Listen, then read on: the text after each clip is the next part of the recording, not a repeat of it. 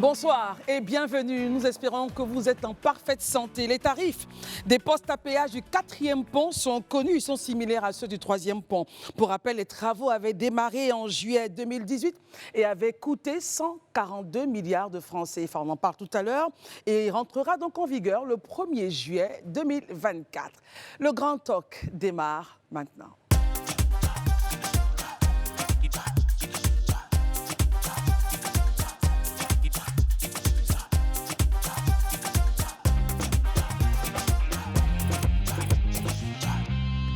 Et le téléphone sera ouvert pour avoir donc vos avis sur l'ouverture donc des postes à péage du 4e pont, pont qui relie donc Yopougon au plateau. Nos amis sont encore là ce soir pour donner leur avis éclairé sur les sujets d'actualité nationaux et internationaux. Herman, bonsoir. Bonsoir Christelle, je salue mes parents de Grand Alépé, de Montézo, de Danguira et de quel autre village? Memli. D'accord, on salue donc tous les parents d'Herman. Élisée Volouve, bonsoir. Bonsoir Christelle, bonsoir chers téléspectateurs et plus particulièrement à tous ceux originaires du Grand Ouest montagneux, le Tompi. Le Bongoin. Et de Pogouin précisément, mon village. N'est-ce pas? Docteur Barry, félicitations encore pour cette magnifique thèse. Bonsoir Christelle, merci Bonsoir. beaucoup. Merci à toute la famille de Live TV et bonsoir aux téléspectateurs. Très bien. Après Félicitations. Docteur Barry, Daouda Koulibaly, bonsoir. Merci d'être là ce soir. Bonsoir à tous et surtout bonsoir à tous les Ivoiriens. Le téléphone est ouvert. Vous avez notre numéro. N'hésitez pas à nous appeler pour réagir donc sur les prix communiqués par le ministère de l'équipement routier sur les postes à péage du 4e pont. Herman Labois, quel est votre regard justement sur ces tarifs communiqués? Oui, moi je pense que c'est une très bonne chose. C'est une très bonne chose. De toute façon, le fait de payer pour un poste à péage, les Ivoiriens l'ont bien pris, ils l'ont bien admis. Ils ne se plaignent pas forcément de cela, surtout que pour ce qui concerne le pont, c'est le 4e pont, un plateau Yopougon, les Ivoiriens l'ont testé depuis 6 mois à la faveur de la canne. On a pu ouvrir, donc ils l'ont testé. Donc c'est toujours un bien fou de rallier un point A à un autre point B dans la ville d'Abidjan. Aussi facilement. Ça, comme on le dit là, on ne va pas revenir là-dessus, les Ivoiriens ont bien pris. Moi, mon inquiétude, c'est surtout sur la gestion des fonds générés par ces postes à péage. Vous savez bien que l'audit de 2021 qui concerne le fonds d'entretien routier a parlé d'une dette de 35 milliards de francs CFA. Donc aujourd'hui, on a 3 ans après, on n'en sait pas plus que ça. Et est-ce que après cet audit qui a été fait en 2021, d'autres audits ont été diligentés pour savoir effectivement l'argent qui est généré là, à quoi ça nous sert? Pour terminer, je dirais que payer pour passer, c'est acquis. Savoir à quoi sert l'argent produit, je pense que pour ça serait aussi bien. Voilà. Très bien. Élisée Boulube? Oui, moi je pense que le tarif est raisonnable. Le coût du tarif, il est raisonnable. Il est aligné sur celui déjà du 3e pont, le pont Henri Konan Bédié. Et je pense qu'aujourd'hui, les Ivoiriens se sont accommodés à cette manière de vivre-là, celle-là de contribuer d'une manière ou d'une autre au développement de leur pays. Donc, en payant ces ponts à péage-là, nécessairement, cela contribue à construire d'autres routes et entretenir déjà celles existantes. Donc, à ce niveau, je pense que sur la base du principe, il n'y a vraiment pas de souci. Il n'y a vraiment pas de souci. Et moi, pour être passé dessus à la faveur, comme Herman l'indiquait, de la canne, je pense que c'est un ouvrage quand même qui est impressionnant et pour lequel il faut quand même féliciter, je pense, les pouvoirs publics pour cette vision-là.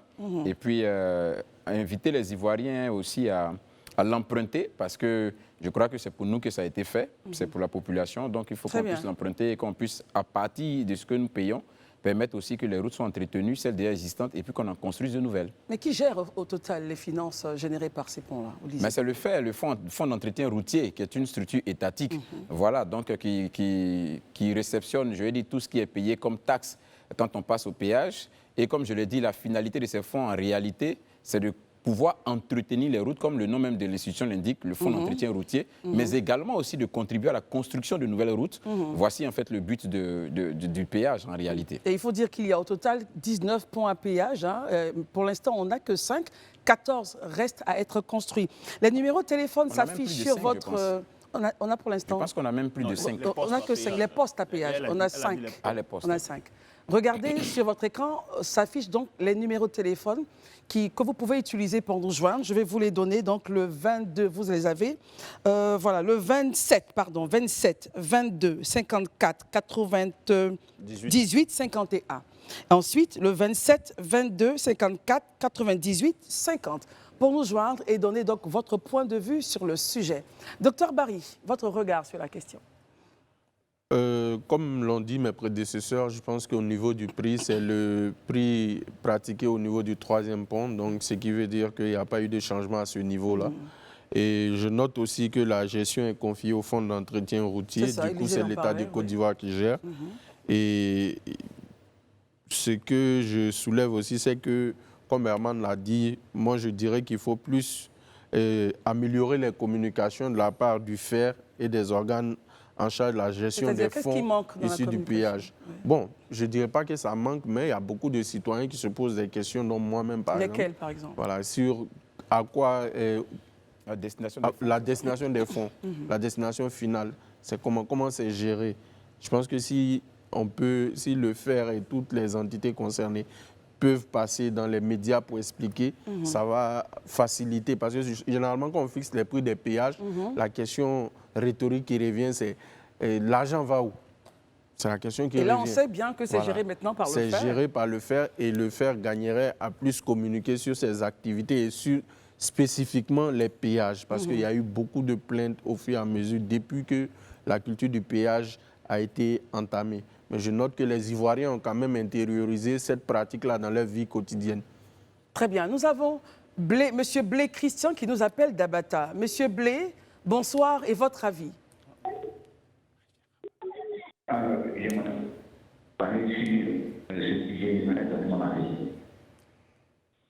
Monsieur Blé, je ne sais pas si on vous entend bien. Allez-y.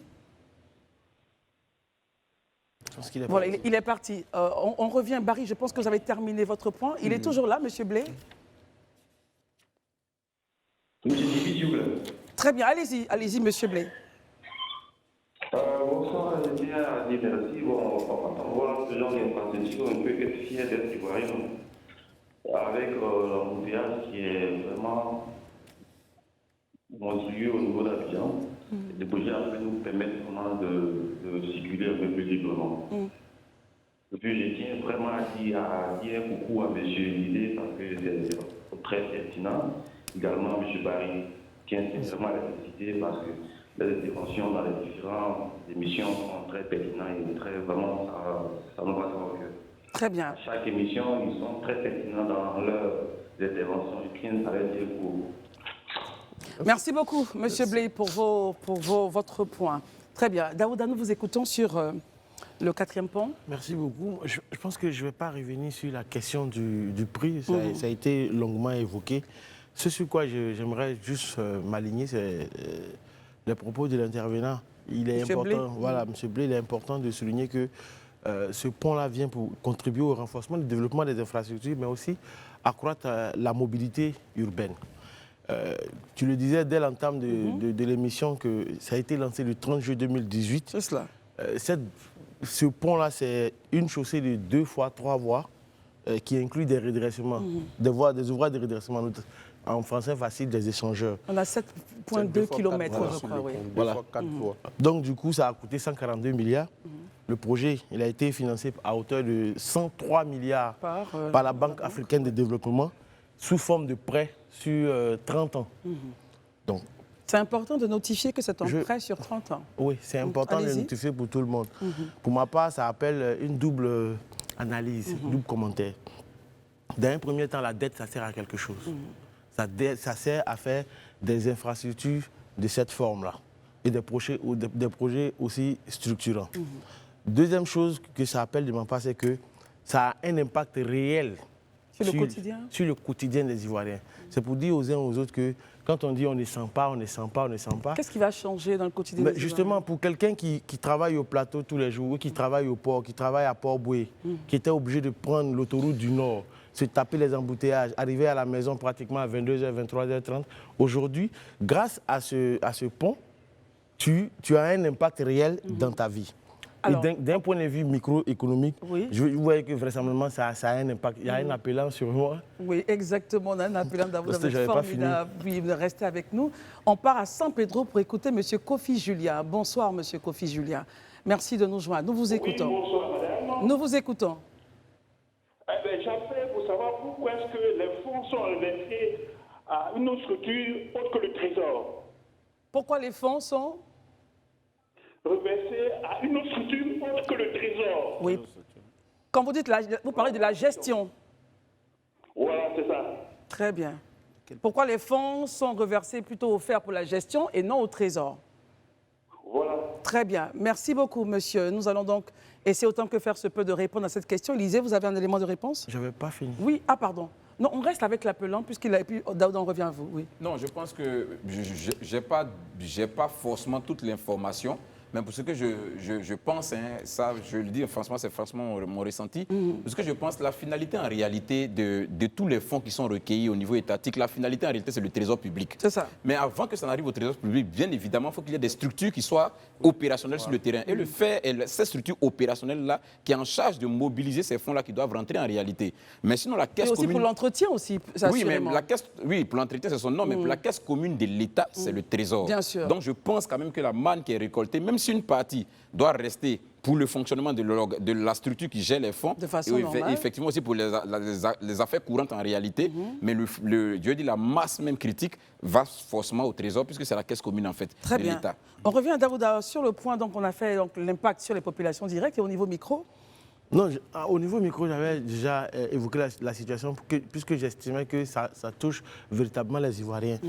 Mais ce qui a marqué surtout mon attention, c'est que quand on parle de l'ouverture officielle de ce poste à péage, ça m'a fait penser à Feu Amadou Gon Coulibaly. Pourquoi? Parce que le 30 juillet, lors de la pose de la première pierre. lors de la pose de la première pierre de cet ouvrage-là, il a dit, et je le cite, ne vous laissez pas abuser par ceux qui disent qu'on ne mange pas goudron, on ne mange pas pont. Aujourd'hui, concrètement, est-ce que quand on voit ce quatrième pont qui facilite la vie à Bari, est-ce qu'on ne peut pas dire qu'on mange goudron, on mange pont? Allons-y à Yopougon avec M. Coulibaly Eric. Bonsoir, M. Coulibaly Eric. Et merci d'être là. Nous vous écoutons. Donc, c'est moi qui vous remercie. Je suis Coulibaly Eric, comme vous l'avez dit. Bonsoir Christelle, bonsoir à tous vos collègues sur le plateau. Bonsoir. En fait, je vous appelle pour savoir exactement, concernant le personnel dans les box, voilà, les box sur les postes à péage, comment le recrutement se fait, parce que d'aucuns disent aujourd'hui que c'est du recrutement par complément. Alors qu'on sait aujourd'hui qu'il y a des personnes, du fonctionnaires qui ne sont pas encore affectées. Est-ce qu'il ne serait pas attrayant que le gouvernement les utilise dans ces box-là plutôt que voilà, de faire des recrutements de compétences, si c'est avéré bien sûr. Donc, je pose déjà cette première question, si vous permettez une deuxième rapidement. Allez-y. Voilà, c'est de savoir aujourd'hui que le gouvernement fait des appels de fonds. Si je peux dire pas des appels de fonds, mais contracte des prêts.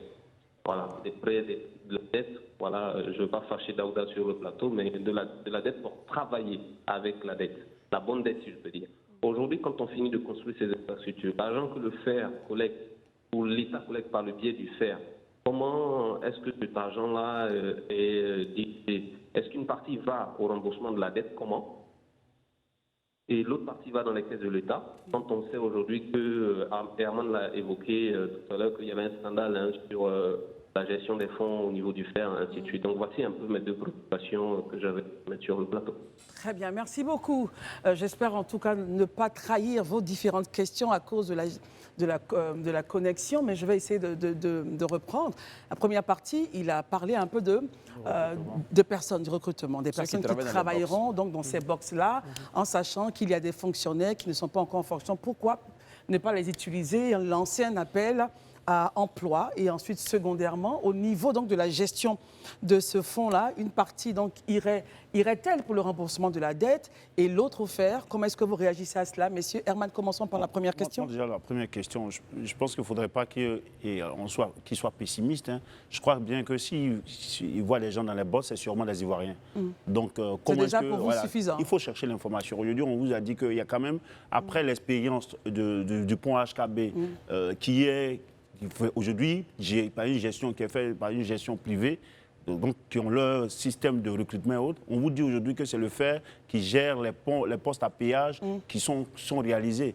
Il faut aller vers le FER pour trouver la formule pour pouvoir saisir ces opportunités de recrutement-là. C'est parce que ces gens savent que il y a un poste à péage qui est là, il y a sûrement des gens qu'on a besoin des gens vont s'informer auprès du FER et autres. Je ne crois pas que ça soit forcément de complaisance. Ça peut arriver, mais il faut déjà aller vers l'information avant de savoir s'il y a des difficultés. Et puis alors pour vous, déjà de savoir que c'est le FER qui gère, on peut s'attendre à un contenu local. Un contenu local, il faudrait juste que les personnes vont partent formuler leur besoin d'être recrutés par ces structures. Puis aujourd'hui, on voit quand même les postes à péage. Il y a pour San Pedro, en fait, tout là, Abidjan, San Pedro, il y a les postes à péage qui sont annoncés. Donc il faut déjà, qui sont prévus, il faut déjà aller vers le FER pour ça. La deuxième question, c'est ce que je disais. Je vois que les gens ont certainement des intérêts, ils veulent qu'on réponde ici, mais c'est des questions vraiment techniques. Nous ne sommes pas on va inviter évidemment quelqu'un, un responsable du FER, voilà, justement, si on avait quand même une personnalité du FER et autres, pourrait donner vraiment des réponses. On essaie de donner des réponses, mais ce n'est pas notre travail. On n'a pas forcément tous les éléments qu'Élysée a fait par rapport à sa culture. Mais il faut la vraie information, c'est les techniciens, les gens qui gèrent cela, qui peuvent vraiment leur donner. Et justement, nous jetons toujours le pavé dans la mare à l'idée, à l'effet justement d'avoir les hauts responsables du FER ou des sujets duquel nous parlons pour qu'ils viennent étayer, éclairer la lanterne des Ivoiriens. Parce qu'on voit bien que cela suscite pas mal de questions.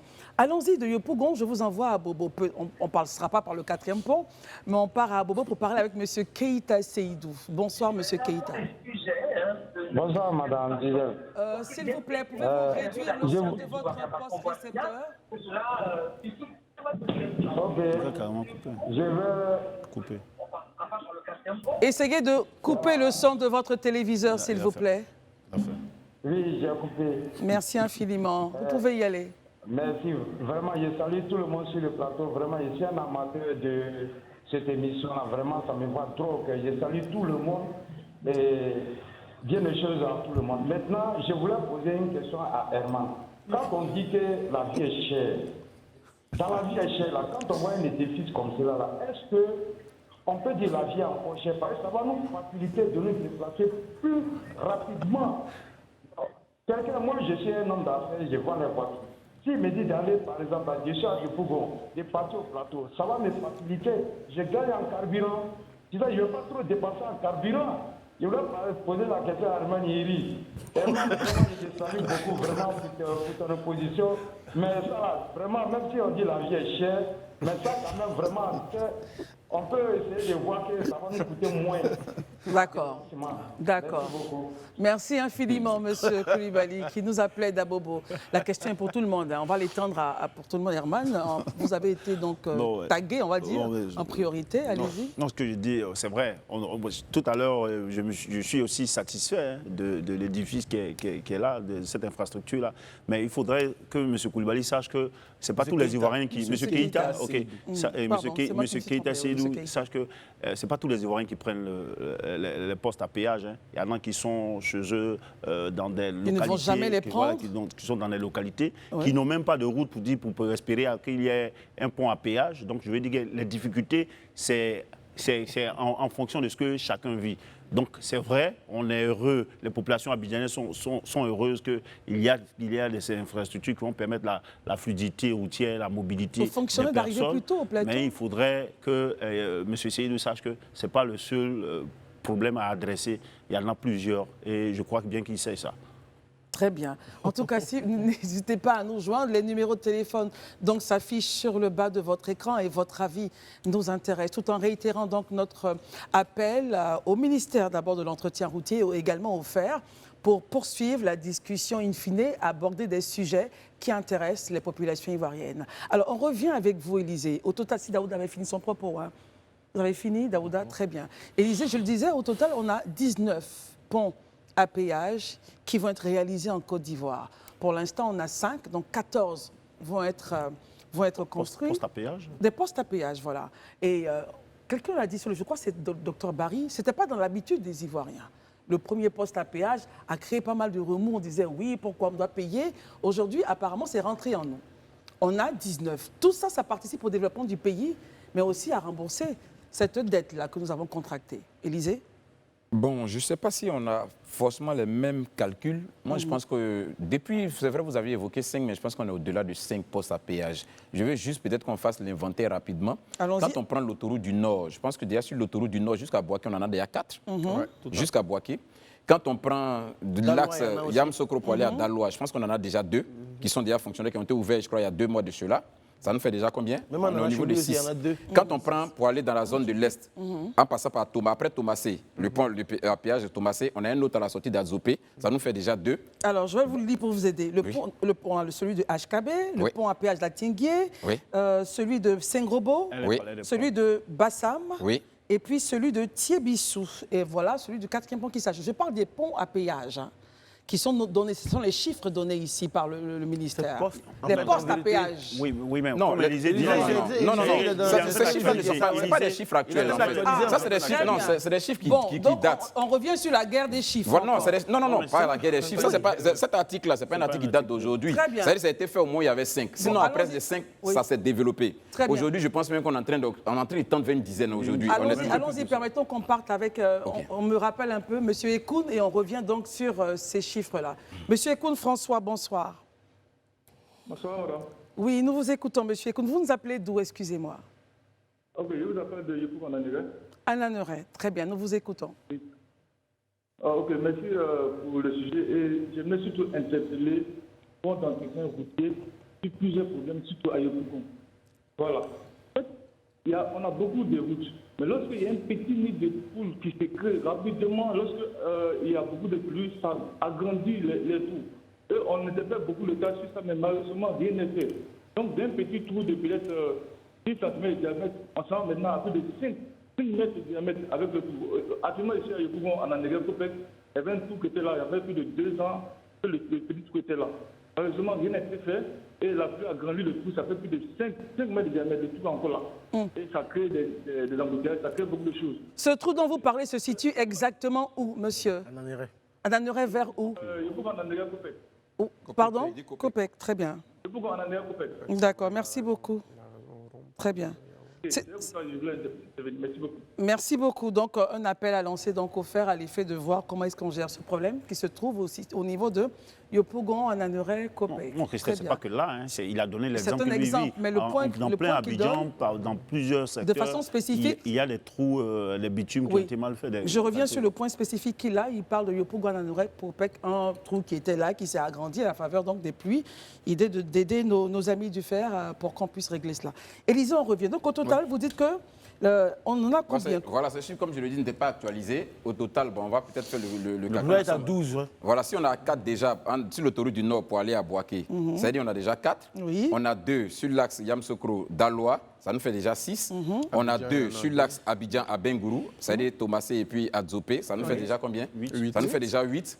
On a Abidjan, HKB avec le 4e pont, ça nous fait déjà 10. On a Bassam, ça nous fait 11. Et c'est prévu 4 sur l'axe Abidjan-San Pedro. Oui. Alors, donc ça, c'est des prévisions. Ce qui est déjà fait, aujourd'hui, on est autour de 11 postes à péage. Il est bon, Lisa, à ce point que je m'arrête pour dire à nos responsables donc, de pouvoir mettre les chiffres en ordre, à l'effet qu'on ait de bons chiffres ici. Lorsqu'on donne des informations, c'est très important. Continuez vos propos, Lisa. D'accord. Donc, disons, on est autour de 11 postes à péage sur environ, je crois, 19 prévus, hein, selon les dernières informations. Tout à fait, 19 prévus. À notre possession. Donc, il y en a d'autres qui doivent arriver. Comme je le disais en entame de mes propos, je pense qu'aujourd'hui, hein, les Ivoiriens, dans leur grande majorité, voient que des efforts ont été faits en ce qui concerne les infrastructures routières. Ça, on ne peut pas le contester. Mais ces efforts ont été faits en même temps aussi pour des gens qui sont dans une logique de prospective, d'avenir, doivent comprendre qu'il faut les entretenir et qu'il faut en construire d'autres. Nous, on n'a aucun problème, nous, citoyens ivoiriens, on n'a vraiment aucun problème à ce qu'on dise de payer. De toute façon, si moi je me lève, que je vais à Mans, si je n'ai pas payé mon péage, que ce soit à Tengue ou à Sengrobo, c'est-à-dire que je ne vais pas aller voir mes parents. Bien sûr. Oh, j'ai envie d'aller voir mes parents à Pogouin. Donc, je serai forcément obligé de payer le péage. Mais en retour, qu'est-ce qu'il y a en retour? Oui, en retour, j'attends que l'axe Mans-Biancouman qui souffre soit réfectionné que les années qui suivent, on voit une très belle route aussi. Et que même la route qui quitte Man, Carrefour Bombelo, pour aller jusqu'à Santa, qui est la sous-préfecture qui regroupe mon village, soit aussi bitumés. Donc les fonds là devraient pouvoir permettre... Non, oui, je veux dire que nous, en tant que population, on payera, il n'y a aucun souci. C'est ça. Mais en contrepartie, ce que nous on attend, c'est de voir aussi que les routes se démultiplient davantage dans le pays. Très bien. Et qu'on voit aussi que des axes routiers aussi importants qui permettent quand même d'atteindre des zones où il y a une grande productivité comme à l'ouest puissent aussi être bitumés. Et surtout la zone de l'ouest, je pense que là-bas il y a encore un véritable défi en matière d'infrastructure routière. Je pense que votre appel a été entendu. Nous allons partir maintenant du côté de Marc Horry pour parler avec M. Béa Michel. Oh, il est parti, d'accord. Donc, on prend un autre appelant. Très bien. Barry, allons-y pour votre point. Non, je disais qu'on sur l'entretien. Voilà. On a anticipé tout à l'heure en évoquant la responsabilité des institutions en charge de la gestion au niveau de la communication. Élisée a touché l'entretien.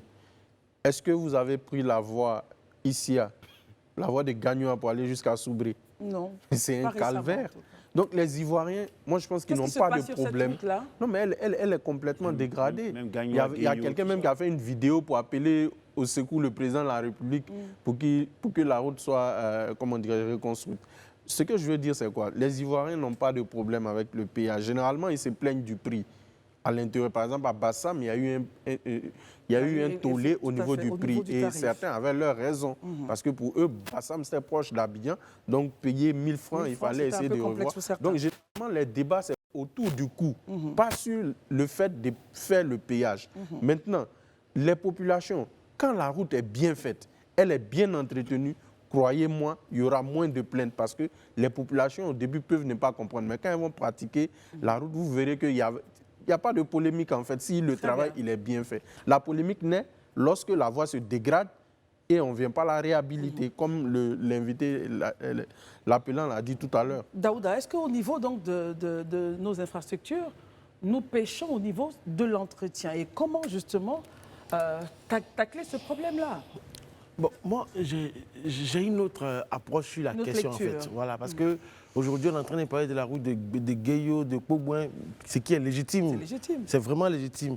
Mais aujourd'hui, le sujet ici, c'est l'ouverture du poste à péage. Par extension, Daouda. Justement. Et moi, je pars de ce principe-là. Au lieu d'aller à Gueyo ou à Pogouin, j'aimerais qu'on reste sur ces voies-là d'abord, qu'on utilise chaque jour. Prenons le cas de l'autoroute du Nord, par exemple. Oui. Il y a 2 ou 3 points où il y a des... comment on appelle ça? Il y a des bosses qui sont sur la voie qui rendent la tâche un peu difficile. Déjà qu'ils commencent par ça d'abord, parce que je pense que c'est pour ces routes-là qu'on paye. Et que, mine de rien, quand on prend une dette pour un pont, après, excuse-moi, ceux qui ont mis de leur argent ont envie d'avoir pour leur argent. Bien Donc, sûr. Il faut rembourser. Après le remboursement, il faut faire qu'on appelle ça, quand il y a des ristournes, on peut aller sur d'autres projets. Je pense que pour la route de Gueyo ou la route de Pogouin, c'est un projet sûrement. Je me dis que c'est un projet. Mais pour l'heure, la question, c'est l'autoroute du Nord, la voie de Yopougon, la ville de Chetois, là. Non, Montézo, c'est ça, non? C'est ça, bon, enfin, dans la zone. Voilà, Montézo, dans la zone. Je pense que c'est ça. Et c'est là où moi, j'aimerais attirer l'attention du fait sur cette question d'entretien routier sur ces grands axes pour lesquels les gens payent. Deuxième chose, rapidement, c'est d'attirer l'attention aussi du fonds d'entretien routier sur la question du péage. Parce que moi, j'ai été obligé de prendre un badge à télépéage pour ne pas avoir de problème de monnaie.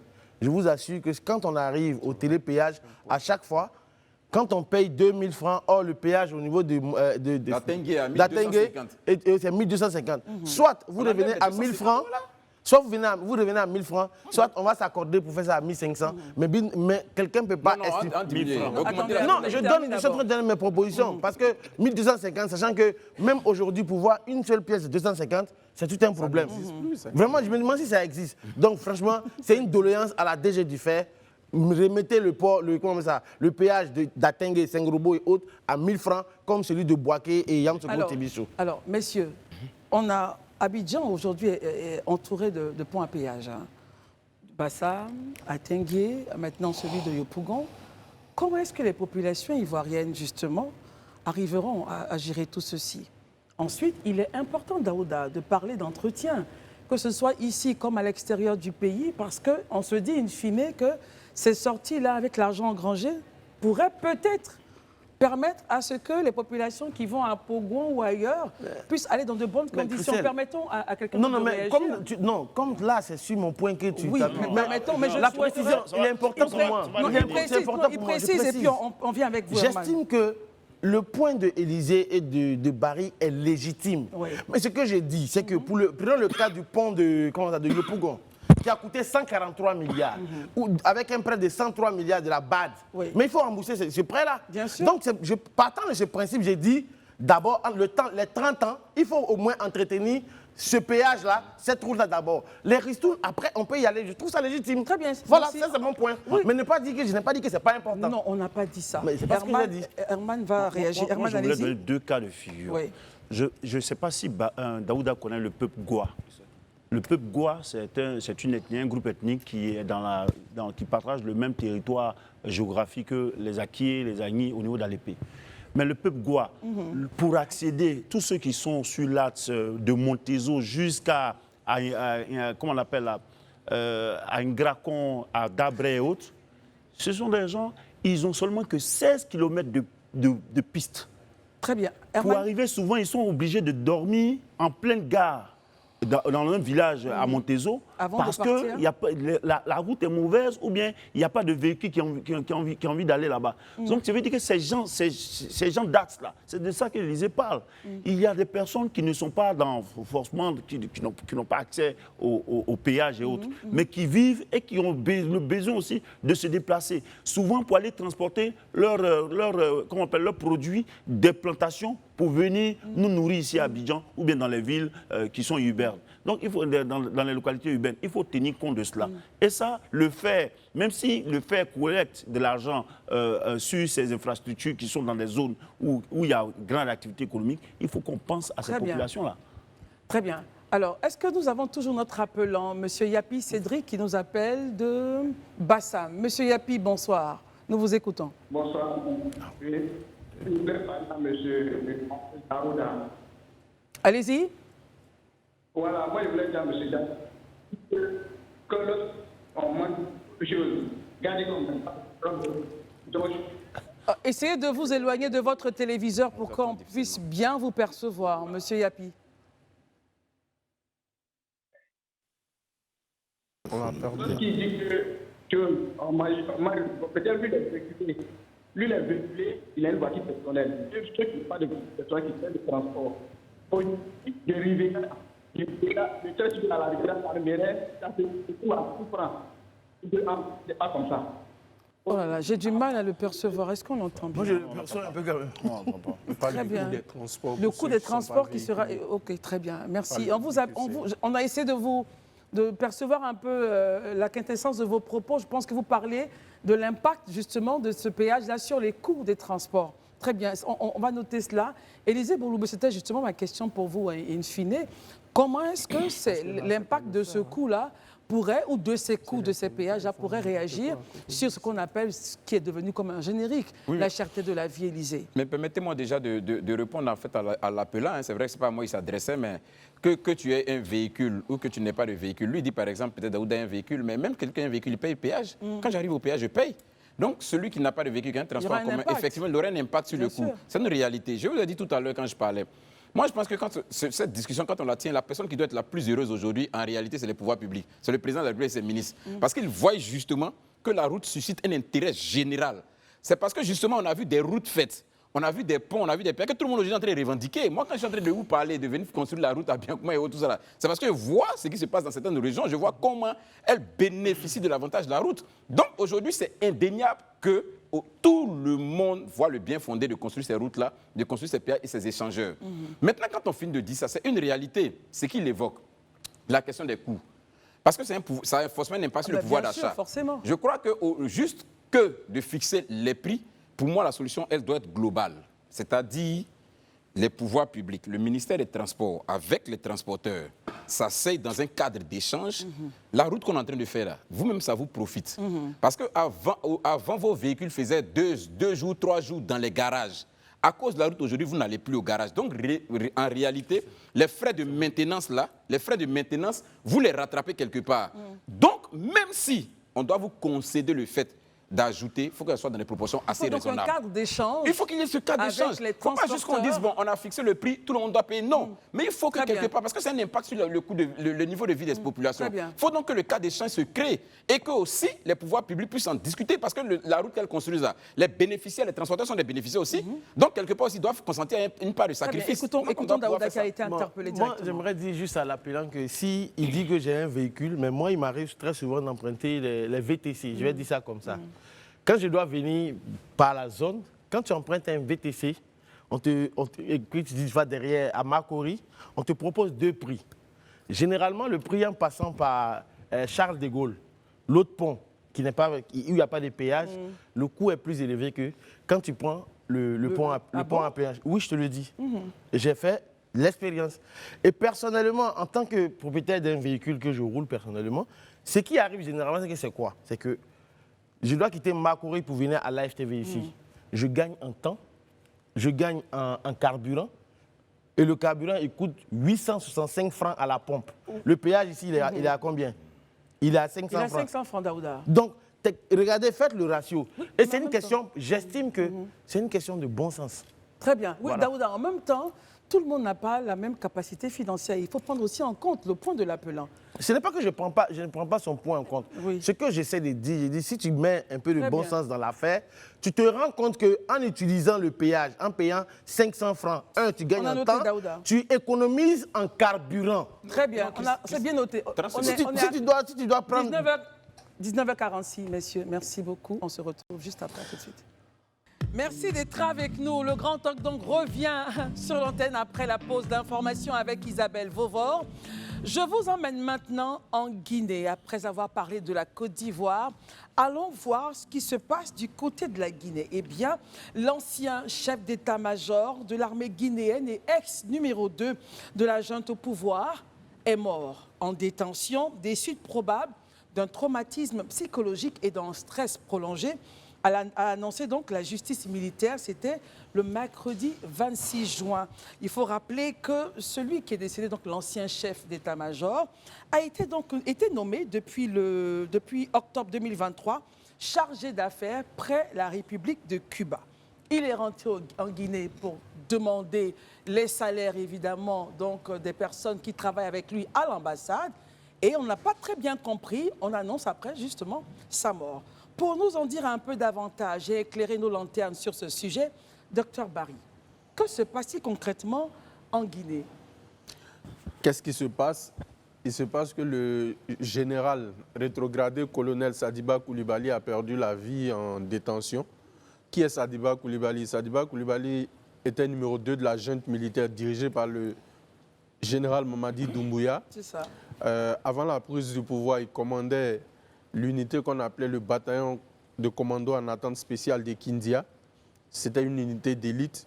Il faut dire que si le coup d'État a marché, c'est parce que justement, lui et le lieutenant-colonel Abdoulaye Keïta, à l'époque, commandant du bataillon autonome des troupes aéroportées, s'étaient ralliés. Sinon, le coup n'aurait pas réussi. Donc, pour vous dire l'importance du personnage. Après la prise du pouvoir, en qualité de numéro 2 du CNRD, le Conseil national du rassemblement et de la démocratie, dirigé par Mamadi Doumbouya, le général Sadiba avait été promu chef d'état-major général des armées, des forces armées guinéennes, et il avait occupé le poste jusqu'en octobre 2023.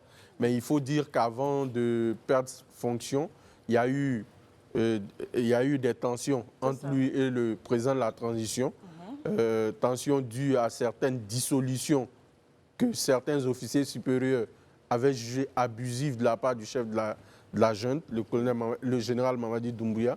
Donc, il avait dissous le bataillon autonome de sécurité présidentielle qui assurait la sécurité des différents présidents de la République. Il a dissous le bataillon commando en attente, unité que dirigeait le colonel Sadiba. Il a dissous le bataillon de commando Rangers 6 à Kankan. Donc, il y a eu beaucoup d'unités d'élite de l'armée qui ont été complètement dissoutes. Et quand on voit ceux qui ont pris le pouvoir avec le général Doumbouya, je prends l'exemple du chef de bataillon Ali Kamara, qui était commandant des opérations spéciales du groupement des forces spéciales.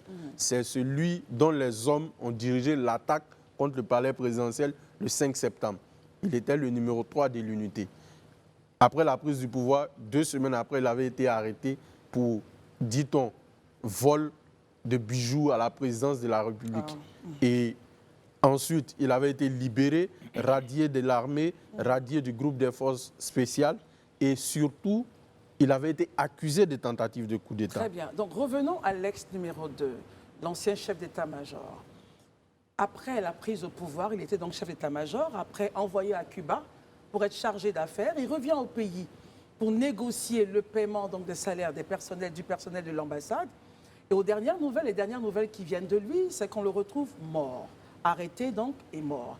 Selon vous, pourquoi est-ce qu'il était peut-être gênant pour le pouvoir en place, pour la junte? Il était gênant parce que c'est un soldat d'élite comme le général Mamadi Doumbouya.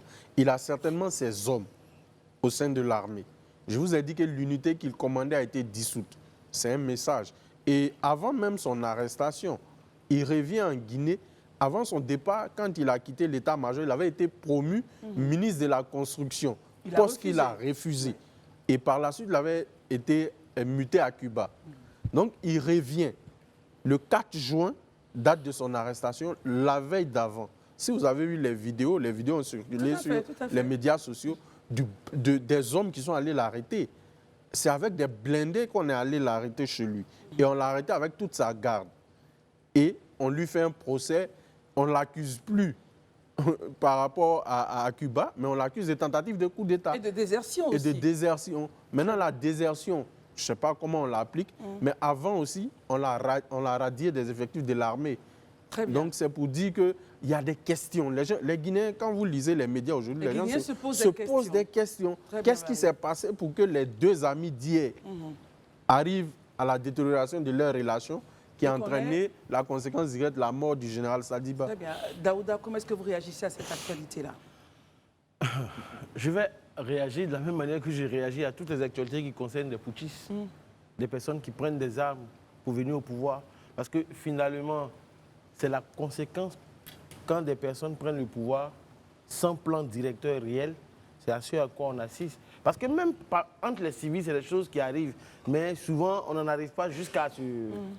Je ne porte aucune accusation, mais j'estime que, comme Barry le disait, il y a des questions, qui se posent.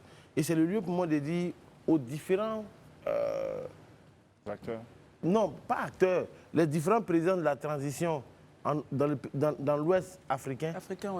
Franchement, qu'ils libèrent le peuple. Parce que je suis sûr qu'au même titre que le peuple burkinabé souffre, le peuple malien souffre, c'est au même titre que le peuple guinéen est en train de souffrir de cela parce que ça n'apporte rien de bon qu'il passe la main à un régime civil. Herman? Moi, ce sont les motifs de son... Enfin, comment est-ce que ça a été qualifié? Les chefs d'accusation. Du stress prolongé, non, son décès. Ah oui, oui. Il est mort dans son lieu de détention. Et on parle de stress prolongé pour justifier plus ou moins le tas. Dans tous les cas, lorsqu'on a un détenu dans un endroit, le premier responsable, ce sont les autorités qui ont mis la personne. Puis il y a une vie dans une réclusion pénitentiaire. Il y a une vie, donc c'est parce que, certainement, s'il a même eu une insuffisance respiratoire ou quoi que ce soit, c'est parce que les conditions ne sont pas réunies qui ne favorisent pas un épanouissement d'un détenu dans ces lieux-là. Dans tous les cas, moi, je pense qu'il y a une certaine responsabilité des autorités guinéennes. Et quand on écoute Barry avec tout le récit qu'il fait de son retour, il y a véritablement des questions qui se posent. Est-ce que c'est pas... on connaît les régimes où la loi, l'exécutif gère tout, on sent souvent qu'on appelle un pouvoir totalitaire, souvent on arrive à cela. La question qu'on peut se poser, c'est qu'est-ce qui a bien pu se passer entre... Parce que quand même, ils sont ensemble, parce que Daouda le disait, mais ils sont ensemble. Ils ont pris le pouvoir ensemble. C'est-à-dire que le coup d'État a été réussi par les deux, enfin eux tous. Donc, ils pensent qu'il y a quelque chose qui... Il y a eu un malentendu, il y a des questions qui se posent. Élisée, vous posez les mêmes questions? Oui, les questions restent posées. On ne va pas se précipiter pour conclure voilà, à un assassinat ou à quoi que ce soit, mais des questions, en tout cas, restent posées. Il y a des points d'homme qui méritent d'être élucidés. Déjà, les circonstances de son décès et tout ça, c'est vrai qu'on nous a dit qu'il y a eu une autopsie, mais bon... Ses avocats, avant, si tu permets, ses Oui, avocats, Barry, avant son Dr. décès, Barry, oui. ont communiqué pour dire que depuis la condamnation, ils n'avaient pas accès à leurs clients. Voilà. Ils ont Donc, pris à témoin l'opinion nationale et nationale, internationale par rapport à ça et on vient nous dire qu'il est mort. Bon, je sais pas. donc déjà, Évidemment, des questions se posent. oui, déjà, je pense que comme les questions restent ouvertes, totalement ouvertes, moi, je crois qu'au-delà de ce qui s'est passé avec le général Sadiba Koulibaly, il faut juste qu'on revienne à l'essentiel. Pour moi, l'essentiel, c'est qu'on aille à la fin de cette transition. Justement. Voilà, qu'on aille à la fin de cette transition qui, pour moi, a vraiment duré de septembre 2021 à ce jour. Ça fait pratiquement un régime constitutionnel. Il y a un souci à un niveau. On est en train de nous dire que c'est même le Premier ministre, dans cette déclaration récente, disait qu'il entrevoit la jeune jusqu'à 2025. Il faut dire quand même qu'à un moment donné, il faut qu'on puisse voilà, penser que l'Afrique mérite mieux, en fait. L'Afrique mérite mieux. Il faut que nos militaires et tous ceux qui sont dans nos pays comprennent qu'on doit aller de l'avant. On est dans un concert des nations. C'est vrai, ce n'est pas une fatalité d'être africain. Ce n'est pas une fatalité de n'avoir pas forcément la technologie que les autres ont. On peut réussir pour peu qu'on aille à l'essentiel. Et pour moi, l'essentiel, c'est de sortir vraiment de ces régimes militaires, de cette transition interminable. Il nous reste 1 minute, Dr. Barry, avec vous. Quel est le plan justement de sortie pour arriver à la fin de la transition avant des élections? Est-ce que le régime en place a un plan? Est-ce que la transition elle-même, réellement, elle a commencé? C'est la question que vous devez me poser. Donc nous sommes dans quoi en ce moment alors? Avec l'accord qu'ils avaient avec la CEDEAO, il y avait 10 points qui avaient été constitués dans un agenda. Aucun de ces 10 points n'a été entamé. Comment est-ce que vous appelez cette période dans laquelle nous sommes en Guinée? Moi, c'est une situation d'exception, j'appelle ça comme ça. Parce que la charte de la transition, tous les articles qui ont été cités, on est pris par le temps. Sinon, je peux vous citer 10 points que la junte elle-même elle a violés. Or, c'est une charte qui a été rédigée de façon unilatérale, sans associer la société civile et les autres organisations. C'est le CNRD qui a soumis unilatéralement la charte. Et cette charte a été violée à répétition. Je prends un seul exemple. Ils avaient promis de publier la liste des membres du CNRD. Jusqu'aujourd'hui, personne ne sait qui sont les membres du CNRD. Le général Sadiba, on a dit, le Conseil national de rassemblement et de la démocratie. Ceux qui ont pris Le numéro 2. Comment on a su qu'il est numéro 2 de la junte? C'est lorsqu'il y a eu la communication autour de la rencontre entre les membres du CNRD et la CEDEAO à Accra, au Ghana. Ce sont les médias étrangers qui ont présenté le visage du colonel Sadiba comme numéro 2 de la junte. Jusqu'aujourd'hui, on ne sait pas qui sont les membres du CNRD. Donc, on ne sait pas qui sont ceux-là qui ont véritablement le pouvoir en Guinée. Voilà, et Élysée fait bien de le mentionner qu'ils ont nommé un nouveau Premier ministre qui est devenu le chantre de la prolongation de la transition parce que, normalement, elle doit finir le 31 décembre 2024. C'est ça. Et pour l'instant, comme vous le dites... Il n'y a pas de constitution, il n'y a pas eu d'élection, il n'y a rien eu. Donc, en fait, selon vos propos, on se retrouve dans un régime d'exception aujourd'hui en Guinée. Voilà. Très et bien. je ne serais pas surpris que le scénario malien, le scénario burkinabé se reproduise en Guinée où un groupuscule de personnes viennent dire qu'on demande 5 ans pour le général Mamadi Doumbouya. C'est vers ça qu'on va. D'accord, mais pour l'instant, comme Herman l'a dit, la Guinée n'est pas dans l'AES. Mais affaire à suivre, hein, on va regarder de très très près ce qui va se passer chez nos amis et frères les Guinéens. Alors, de la Guinée, je vous ramène en Côte d'Ivoire, messieurs, avec votre permission, pour parler de 30 ans.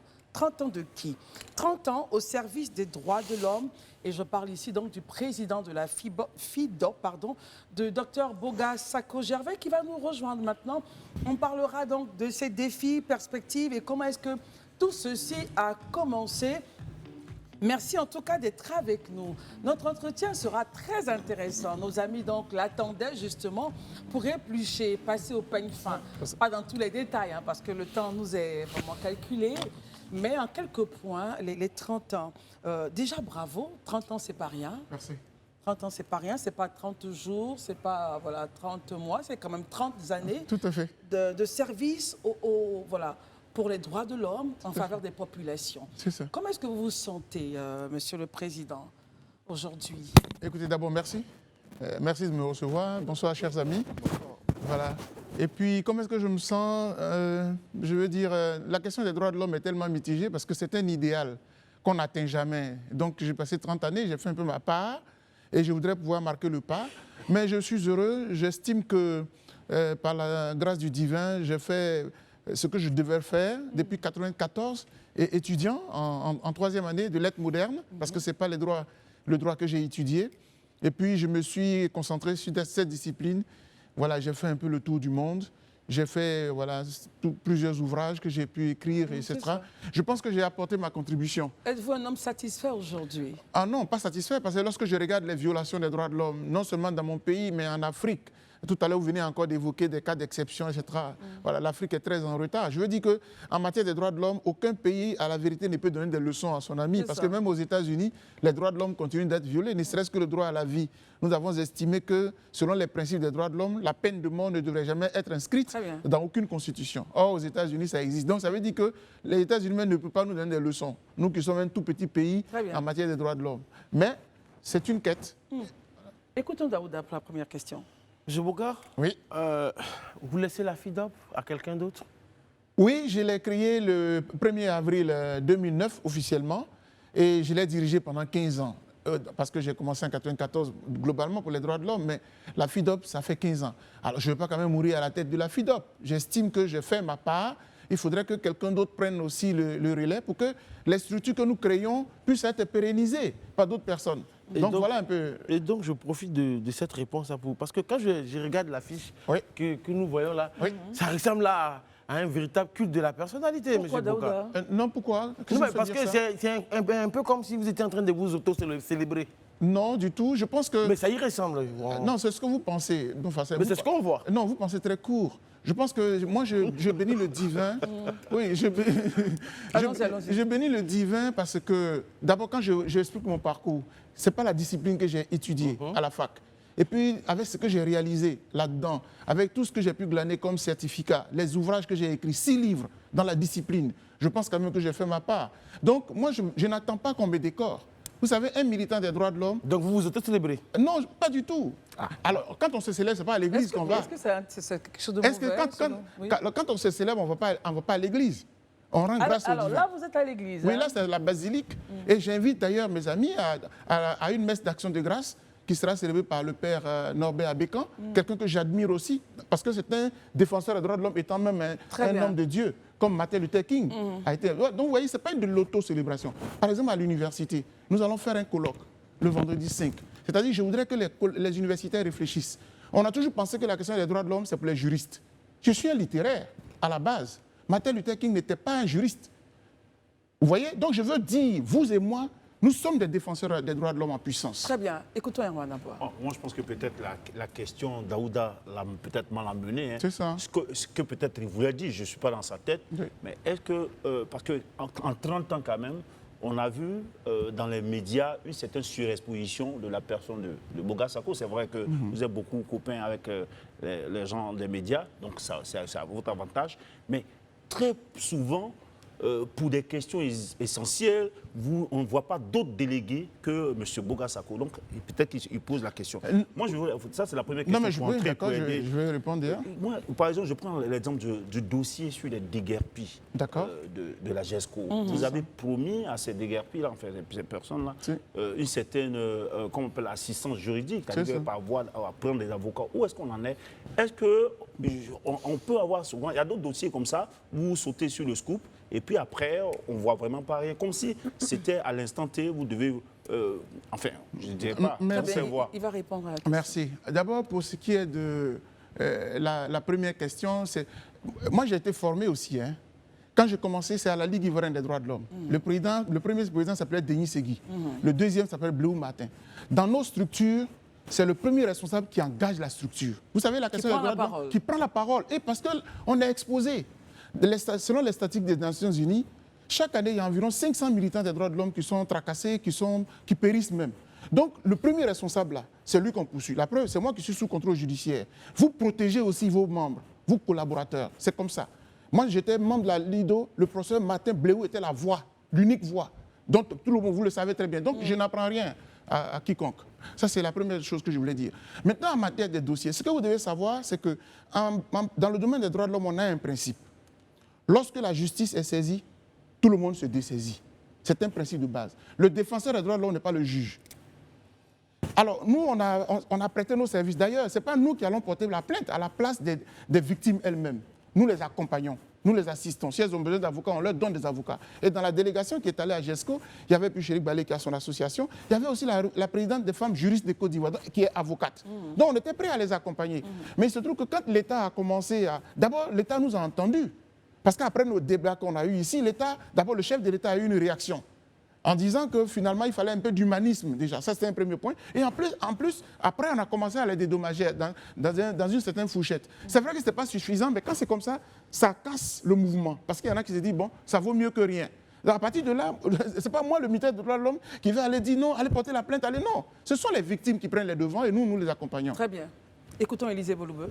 Ok, vous êtes dans un endroit symbolique, hein, c'est une église, et par essence, quand vous êtes dans un tel endroit, vous comprenez tout le sens de l'humilité. Ah, bien sûr. Est-ce que vous qui êtes assis là aujourd'hui, vous ne pensez pas quelque part que vous avez contribué d'une manière ou d'une autre? Je veux dire, à tout ce qu'on a vu dans ce pays, à des insuffisances qu'a connu ce pays, est-ce qu'il ne vous arrive pas vous-même de vous poser des questions, de vous remettre en question dans la quête de votre mission, dans la réalisation de votre mission, mais également pour ce qui est de l'apport que vous devez apporter au niveau de l'État? Alors, écoutez, si vous regardez bien mon parcours, je suis revenu d'exil le 9 juillet 2021. Dans ma prise de parole, devant tous les Ivoiriens, j'ai fait ma part de mea culpa. Parce que quand tu es un leader d'opinion, ta parole compte. Elle peut avoir contribué d'une façon ou d'une autre à pousser quelqu'un à aller aussi contre un autre, parce que moi, je défendais une thèse. La thèse selon laquelle mon pays est souverain, la communauté internationale n'a pas désigné, je parle de la crise de 2010, un président de mon pays. Mais cette posture-là, elle a conforté des gens et je l'ai défendue pendant 10 ans en exil. Mais quand je reviens, quelque part, j'ai une part de responsabilité. Et donc, j'ai demandé pardon à la nation pour si ma parole, si ma prise de position avait. Mais entre moi et ceux qui dirigeaient le pays, qui devait en réalité demander pardon aux Ivoiriens? Pour qui, en fait, les Ivoiriens sont morts dans ce pays? C'est pour les leaders en général. Donc, ce sont eux qui portent la parole pour laquelle, je dis, ce pays peut s'embraser. Mais chacun de nous, à quelque niveau, même les journalistes, chacun de nous, à quelque niveau que ce soit, il doit avoir son mea culpa à faire. Moi, j'ai fait le mien. Et la preuve, quand je suis revenu, je suis rentré dans une posture de réconciliation. Il y en a qui n'ont pas apprécié, même qui n'apprécient pas. Mais écoutez, à chaque chose son époque et son temps. Il y a eu un moment où on s'est braqué, mais aujourd'hui, les hommes passent, hein. Et la Côte d'Ivoire doit demeurer. Très bien. Et j'ai dit. Oui, et c'est pour cela que vous êtes, donc vous aurez des messes d'action de grâce. Oui, il y a du côté tout à fait, catholique, donc le samedi. Et aussi, il y a du côté de l'église méthodiste. Méthodiste, oui, c'est le dimanche 7 juillet, donc je finis à l'église de méthodiste. C'était une très belle, là-bas même, c'était une fête de moisson. Ils ont combiné avec ma messe, mon culte d'action de grâce. Donc voilà un peu. Mais je tiens quand même au colloque, parce que je suis universitaire et je voudrais que nous réfléchissions. On va écouter justement Dr Barry. Oui, Barry, oui, cher ami. Tout à l'heure, vous êtes revenu sur l'épisode de votre exil. C'est ça. Naturellement, on vous a connu comme l'un des responsables de EDS. C'est ça. La question que je vais vous poser, c'est quels sont vos rapports avec vos anciens amis de EDS? Et en tant que leader de la société civile, quel bilan faites-vous des 30 ans de militantisme? Quels sont les regrets? Quelles sont les perspectives et quels sont les acquis de votre combat? Merci pour la question. Je la trouve très pertinente, hein, cher ami. Écoutez, EDS, Ensemble pour la démocratie et la souveraineté, ça a été notre idée. Nous étions en exil. Moi, j'ai fait toutes les salles pratiquement dans l'Europe et aux États-Unis. J'ai même trouvé mon ami à Washington. J'ai animé des conférences un peu partout. Mais tous ceux qui étaient dans les salles, là, c'était qui? C'était des gens, des patriotes, des Ivoiriens qui venaient pour que nous... Parce qu'on parlait de paix. On voulait que le président Ouattara comprenne, il ne fallait pas juger un camp, laisser l'autre. La preuve, aujourd'hui, on est resté un peu sur notre faim. Un camp a été acquitté, bon, l'autre n'a pas été... Voilà. Bref, donc, j'ai fait tout ce travail-là. Mais quand je reviens, le président Laurent Gbagbo a été acquitté, M. Chablé Goudé a été acquitté. Bénissons le divin. Maintenant, on fait quoi? On revient, le président Laurent Gbagbo convoque une grande réunion au Palais de la Culture. Il dit, bon, écoutez, moi, je ne veux pas avoir de problème, je suis fatigué avec AFI, etc. Je veux contourner l'obstacle et puis créer un grand parti politique. Donc, chers amis, rejoignez-moi, etc. Je ne suis pas politique.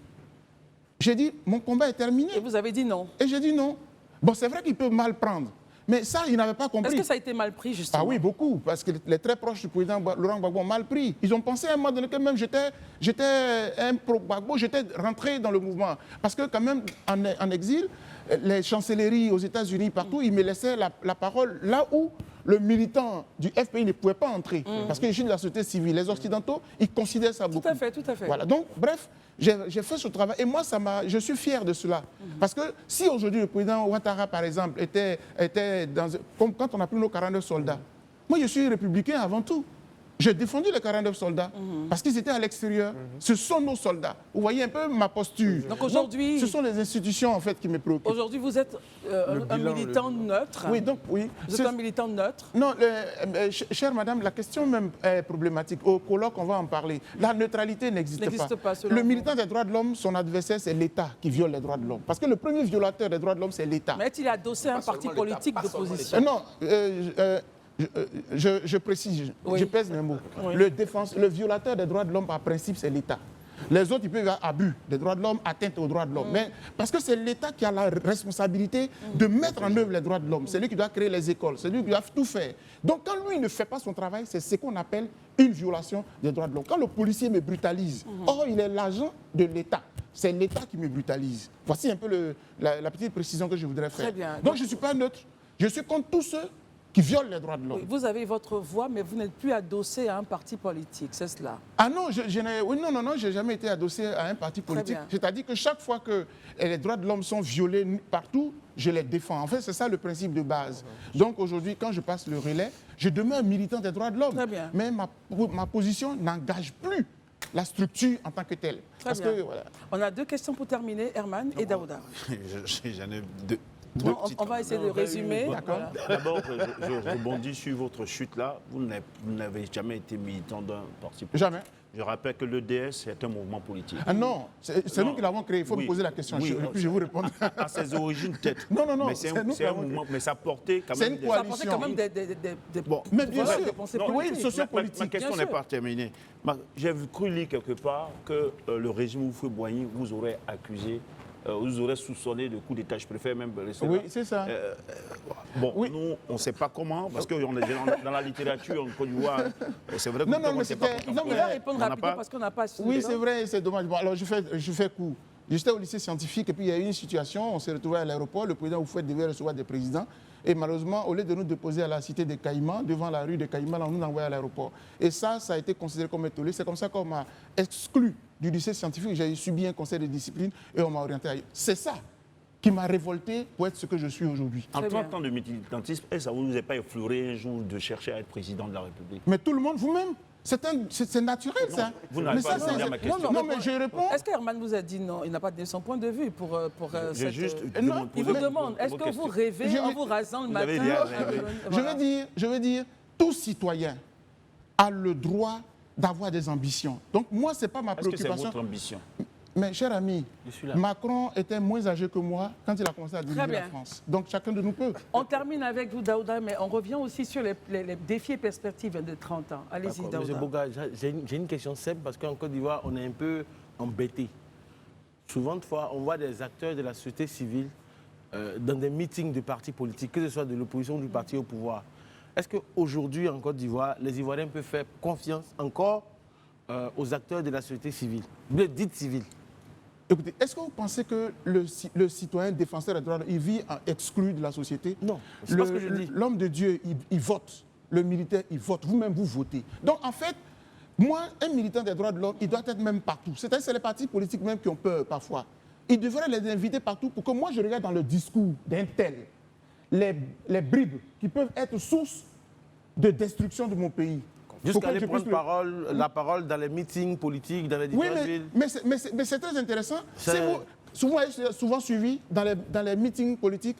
Par exemple, quand l'ex-première dame Simone Gbagbo m'invite à Bondoukou, je crois, à la journée de la liberté, et que je prends la parole, je dis, et ce jour-là, il y avait les représentants du PDCI, tous les autres partis. Je profite pour dire, vous voulez diriger la Côte d'Ivoire de demain, mettez l'être humain au centre. Très bien. Vous voyez, en fait, j'ai l'occasion de parler aux politiques, parce que c'est eux qui veulent nous gouverner. Oui, il y a une autre question, mais sinon... Non, alors, Oui. Non, mais je voulais... on va faire la chute et on va revenir sur vos défis et perspectives pour la fin, parce que le temps est en train de nous persécuter. Non, mais de ce point de vue, il n'y a pas de problème. On peut revenir sur les défis et perspectives. Très bien, allons-y pour Non, ça ne me dérange pas. Déjà, c'est un plaisir que vous me receviez, donc je ne veux pas en abuser. Moi, je veux plutôt inviter les amis, les collaborateurs, les collègues d'université, les amis de la société civile. Je voulais vraiment dire merci au père Abékan, à Monseigneur, le cardinal, évidemment aussi le président du COSIM, parce que tous ces gens-là, c'est avec eux que je travaille. Monsieur Guy Honoré, tous ces gens-là, on a travaillé ensemble pour que notre pays garde la paix. Vous savez, les politiques, quand ils se battent, c'est nos vies qui mettent en danger. Et quand le pays est en danger, c'est la société civile qui court. Je l'ai fait pendant 30 ans.